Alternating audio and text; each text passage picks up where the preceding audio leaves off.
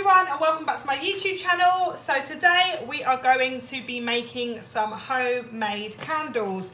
So I'm going to get straight into it, and before we start, don't forget to like, subscribe and comment on my YouTube channel or on this video, because I'm really trying to grow my channel with you guys and I'd really appreciate it. Anyway, let's get straight into it. So you're going to need either some soil wax or some beeswax. Your candle jars, I've got two sizes here and I've already stuck on some cute little labels that say homemade products, which is quite cute. Also, you're going to need your pan and your melting pot, your two little wicks here, some glue dots, and also your essential oils. So I'm going to get straight into it, and what we're going to do is we're going to fill up our pot. Now this is an old pot, this is what I use to make all my candles out of it. As you can see, it's been worn already. Now another thing you should also get as well are these measuring jugs, because if you are, if you're just doing it at home, it's fine, but if you are sort of doing it to set up your own business or whatever, you kind of want to be able to test exactly how much wax you are putting into the mix. So I'm going to use 1 cup full of beeswax, and that generally, probably like 1.5 cups I'm going to need to fill up my candle with. And I'm going to pour this into my cup and pop it onto the melt. Now I'm just going to let this boil for a little bit. Now it's great also to get yourself one of these little spatulas, because when you're mixing it, you can just, you can kind of watch the wax melt in front of your eyes. It's quite satisfying actually, just watching it all melt here in the pot. Let's have a little melt up of this. Now generally you don't have to keep on stirring it, I'm just kind of stirring it myself, but you can leave it for a little bit and just watch it melt. And you want to make sure that the wax is completely melted before you pour it into your candle jar. So while that's melting, I'm going to get my wick.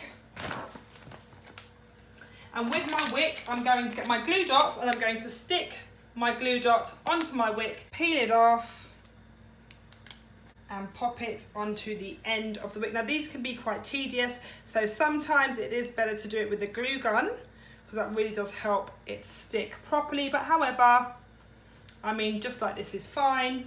And I'm going to pop it into the bottom of my candle. So I'm just pressing that down and it's stuck here right in the middle.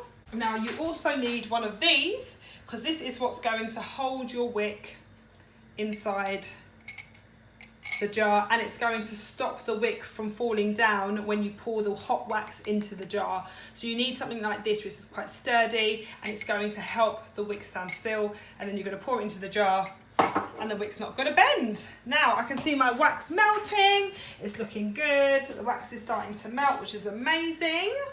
I'm going to get my little spatula and just give it a little stir. Also, if you're enjoying watching this video, don't forget to like and subscribe. I'd really appreciate it.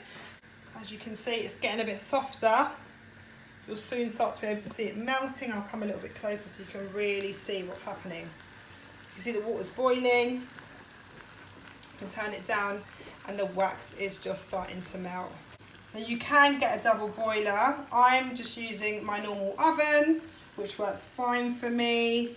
And I've got it on quite a low heat as well, as you can see. When it's all melted, I'm going to measure the heat, because generally you kind of want the heat to go to about between 160 and 180 degrees before you take it out. So this is how much wax we've got here. It's now gone down to 120 degrees. I'm just going to pour it straight into the jar. Then I'm going to add maybe 3, 4, 5, 6, 7, 8, 9, 10 of the fir. And then I'm going to add maybe another 10 of the pomegranate and raspberry. 1, 2, 3, 4, 5, 6, 7, 8, 9, 10. Maybe another 5 of the pomegranate and raspberry, because that's a lovely concoction. Got a few more drops in there, and I'm just going to give it a little mix with my thermometer. Obviously, you can do this in the melting pot, which makes it a lot more easier, but I forgot to do it in the melting pot, so I'm just doing it in the candle.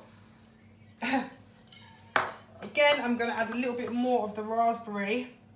And we're going to leave this to set for a little while. So I let these set for about 2 hours, and here we have it, guys, my very own homemade candles. So I hope you all enjoyed watching, and don't forget to like, subscribe and comment below. Thank you. Bye now.